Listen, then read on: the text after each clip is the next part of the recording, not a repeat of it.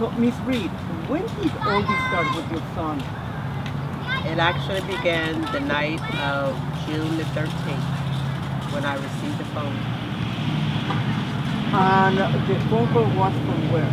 from the police department, Detective Colin, one of his staff members, notifying me that they have my vehicle and have my son in custody. And what were they charging him at the time? At the time, there was an indictment out for gangs, and they had not charged him yet, but they were taking him in to question him. But then you have an indictment out on him. How did his name get put on an indictment? At that moment, to get those questions, he couldn't give me those answers. But to notify me and let me know my son was being detained and they have my vehicle. And this was only on Criminal Code, California Criminal Code 182.5? That is correct. He hasn't been charged with anything else? Not anything else. And I need to ask this, we've asked this also Baron Harvey and Brandon Duncan, just to get it out of the way. Does your son belong to a gang? Documented through the police records, yes. Him saying no. And when was he documented? He didn't tell me he was documented. The police officer told me he was documented. He's been documented now close to almost a year and a half. So like a lot of the youth in the neighborhood, basically the police is not telling them you're documented. No, not that he knows, not that I knew of. And he was basically swept with the whole group of people because of the murders that happened in 2015. Yes. Where is he now? He's incarcerated in Chino State Prison. And he was pressured by the DA to take a plea deal? Yes, he was, and by his attorney. Are you now under the service of another attorney? I'm in the process of retaining another attorney. How many children does your son have? My son has one son. His name is Reid, and he's his only child. And Trishan is at home, not having access to his dad? No, he's not. He's under my care and his mother's care, who his mother now lives with me because at the time with them removing my son from his home and family, he lost his place of living. Where did he work before? For the city of San Diego in the moving company that is a contracted moving company with the city of San Diego. And you have tried to contact the district attorney? Many times before this all took place, communicating with them in court, before court. I got no answers that were good enough for me, but they were using what they could to incarcerate my child, to convict him of something. And what do you think is going to happen now? What do you hope?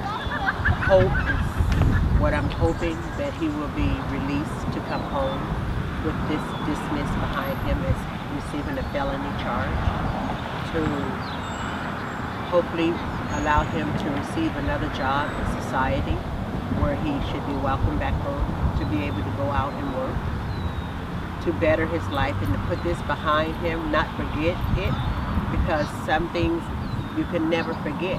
He's been in custody 10 months now with this. His father passed away 2 months ago this Saturday. He was not even able to see his father laid to rest because of this 182.5 to convict him.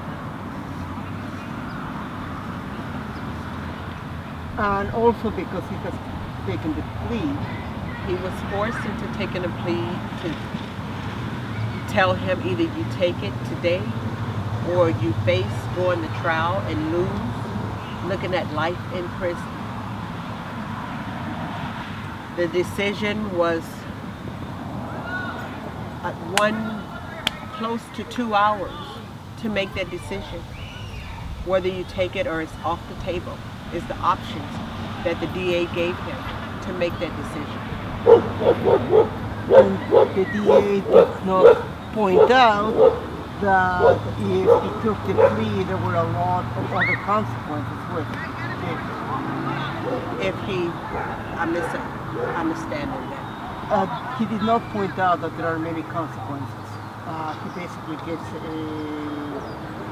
criminal record. He has to register as a gang member. When he comes home, he cannot be around friends that are considered document gang members.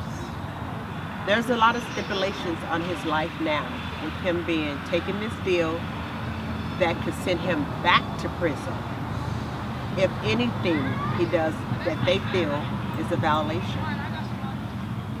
Questions, Tom? So, right now, how exactly did you feel when both Aaron Duncan and I was hurt due to my son's situation because they were given the same charges that my son was given, but I was glad that it came through for somebody to be able to come back home to their family, but to deal with it and understand it by one judge in another courtroom to make the decision in his room and another judge to make other decisions. And then I contacted his lawyer to see if he could be brought back into court. He told me no, because every judge makes their own decisions in the courtroom. But it's stated, as the judge was saying, you don't have the rights to hold them anymore. It's a violation of their constitution rights. You don't have evidence on him at all, just as you didn't have evidence on these other young men. There were 3 young men in this group that they considered my son to be attached to. 3 of those were given 3 years each. But my son was sent, his time, he was sent away first. Those 2 had not gotten sentenced yet. Those 2 have since been released with probation. But my son is sitting in prison. you also mentioned that he was taken into custody with your vehicle. Yes, he was. Did they take the vehicle away from you under civil forfeiture law? No, it did not. They said due to the cooperation of my son that night, they were not going to impound my vehicle, but they did tear it up. They destroyed the inside of my bag. When I did go down there to pick up my vehicle, when I got my vehicle, because I had to go to the police department to get my keys, I went, got the keys from the officers. They kind of updated me on what's what. I went down, picked up my vehicle, got in the car, looked in the back seat. Everything that was from the front, the middle, the trunk of the car was all scattered everywhere in my car. They also took my cell phone from my son. They called me on my cell phone. And I'm thinking at 1 o'clock in the morning that is my son calling me. It was the police officers calling me on my phone. I asked them, how did you get my phone? And they said, your son has your phone. I said, this is my phone. Why are you having it? We need to get in your phone so we can retrieve some data information from your phone. For what reason? They had been communicating on Facebook with my son. It's how they lured him out that night, telling them that they needed him to come and help with a friend had a car accident, flat tire. He's thinking he's going to help his friend. To me, it's entrapment, because you using my telephone to communicate with him and on a friend's Facebook page. He comes out to help his friend who is stranded, and it's really a setup for the police. That's how they got him. And going back to your husband, I'm sorry for your loss. He was very sick. He passed away with cancer. He was very sick. My son had not seen his dad. This is so hard. He had not seen his dad in court since November. That's when it took real hard on him. When he was not able to walk anymore. So I was in between the courtroom in the daytime and the hospital at nighttime. Juggling my son, my husband, supporting. And it took January the 30th is when my son was sentenced. My husband went into respiratory failure on the same day that my son was sentenced. January the 30th. He passed January the 4th. He never heard me tell him over the telephone that what happened in court. He never heard me tell him because he couldn't pick up the phone. He couldn't talk. There was nothing. He was almost dead in an ambulance. This is when I got a message that he was being transferred to the hospital. And there's never been another word said from him and I in communication. His son never spoke to his dad again. 2 days before that, he spoke to him on a Saturday. They were on lockdown on Sunday, on Monday. He got sentenced on Tuesday. He never spoke to his dad since. Heard his dad's voice. He didn't see him from November, and he'll never see him again except on pictures. Because he's gone. I did everything that I could with the courts in trying to get him to attend his dad's service. Judge Frazier signed the paperwork to allow me to pick him up at George Bailey's jailhouse, county jailhouse. The funeral was on a Wednesday. I was supposed to pick him up at Wednesday morning on February the 18th, the morning that we had the service.